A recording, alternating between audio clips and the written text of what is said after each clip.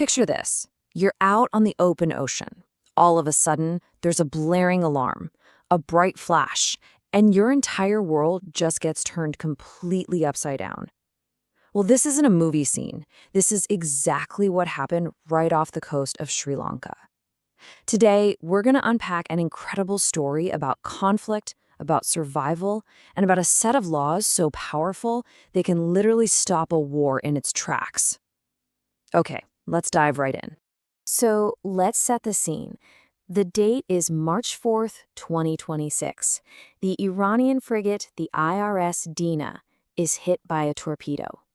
Now, this was a massive deal. I mean, it was the first time since World War II that a submarine had actually sunk a surface warship in this kind of active conflict. As the ship starts going down, a call for help goes out, and it triggers a response that would push the very limits of international maritime law. And that right there, that's the central question of this whole explainer. See, Sri Lanka was a neutral country, so why would they and their neighbor, India, suddenly rush into what is basically a combat zone to rescue sailors from another nation's navy? Well, the answer has nothing to do with politics. It's about a fundamental law that governs every single person at sea. Now, to really understand why they did what they did, we first have to learn a kind of secret language, the language of the sea. When a ship is in what's called grave and imminent danger, it doesn't just, yell for help. It speaks a universal language, using a series of signals that are designed to be understood by any sailor from any country in the world. Yeah, everyone knows this one, right? SOS, 3 dots, 3 dashes, 3 dots. It doesn't matter if it's flashed with a light or tapped out on a radio, the meaning is absolutely unmistakable. We are in serious trouble and we need help right now. Now, you're probably thinking of flares, and you're not wrong, but the official signal is actually way more specific.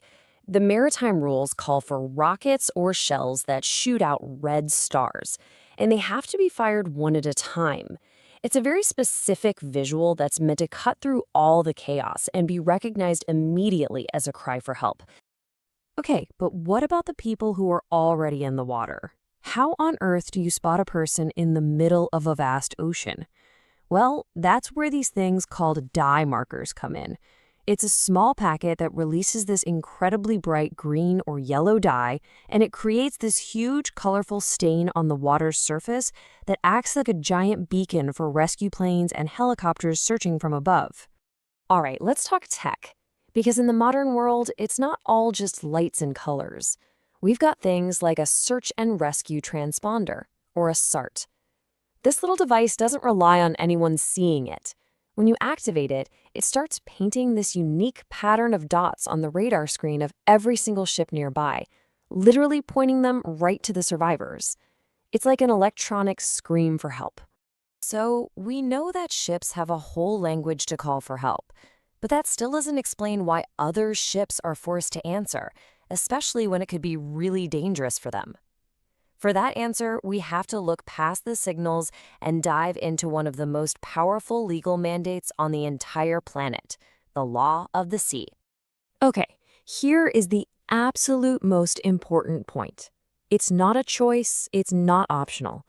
Under what's called the International Convention for the Safety of Life at Sea, or SOLAS for short, a ship's captain is legally obligated to respond to a distress call. And this duty goes beyond nationality, beyond politics, even beyond war. Shipwrecked sailors are considered protected persons. The only reason a captain can say no is if helping would put their own ship and crew in serious danger. It's a duty that is literally etched into maritime law. Now we know the rules. But how do they hold up when there's a torpedo in the water? Stick with us as we return to the coast of Sri Lanka to see the law of survival put to the ultimate test. All right, so we've got the distress calls and we've got the legal mandate, so let's get back to the Dena incident and see exactly how these two things collided in a massive, real-world rescue operation. 32. That number, it really says it all. In the chaos after the attack, a coordinated effort between Sri Lanka and India using planes and ships managed to pull 32 survivors out of the water. That's 32 people's lives saved. not because of some political alliance, but because of a shared duty. And get this, the situation was actually even more complicated. At the very same time, another Iranian ship, the IRIS Dena, had total engine failure.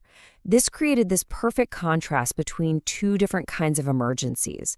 The Dana was a distress situation. That's a mayday call for grave and imminent danger.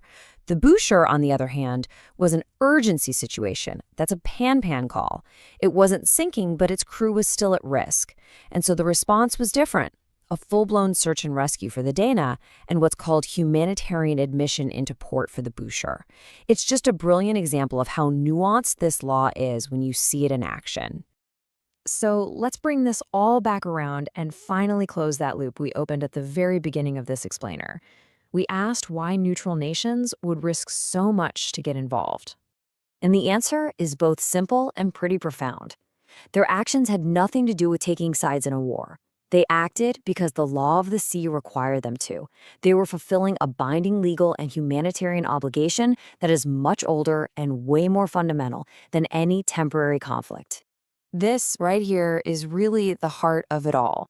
The second that SOS goes out, the second a sailor is in the water, ideas like nationality and enemy just dissolve. There is only the rescuer and the person who needs rescuing. It is the ultimate human contract. And that leaves us with one final thought to chew on. In a world that seems so hopelessly divided by politics and by war, it's worth asking, are the ancient, unbreakable laws of the sea one of the last true places where our shared humanity always comes first?